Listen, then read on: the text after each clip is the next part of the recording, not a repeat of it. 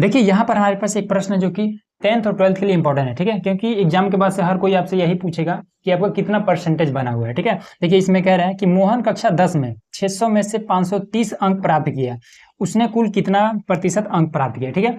अब आप कैसे जानेंगे कि हमारा कितना अंक मिला हुआ है, ठीक है, जितना भी हमने अंक प्राप्त किया है वो कितना परसेंटेज है, ठीक है, तो उसको कैसे निकालेंगे। तो सिंपल आपको देखना होता है कि टोटल हमारा कितना सब्जेक्ट है, ठीक है। तो क्लास अगर आप 10th में है तो 6 सब्जेक्ट है, मतलब 600 का पूर्णांक है, और अगर आप 12th में है तो 500 का पूर्णांक होता है। तो सिंपल इसको क्या करेंगे, तो 600 में से हमें कितना मिला है, 530 मिला है, ठीक है। तो सिंपल आपको लिखना है ऐसे 600 लिख लेना है, ठीक है। अब 600 में से कितना मिला है, तो 530 मिला है, ठीक है। अब गुणे में क्या कर देंगे, हमें प्रतिशत बताना है, ठीक है। तो गुणे में 100 कर देंगे, प्रतिशत हमें से 100 में निकालना, और ये प्रतिशत का चिन्ह लगा देंगे, ठीक है। अब इससे ये खत्म, फिर इससे आपका ये खत्म, बचा है आपका 6। अब 6 से इसमें आपको भाग कर देना है, सिंपल, ठीक है। तो सिंपल आपको 6 से भाग कर देना है 530 में, ठीक है। तो 6 से 48, अब इसको इसमें से घटा देंगे तो बचेगा आपका 5, ऊपर से उतर गया 0, ठीक है।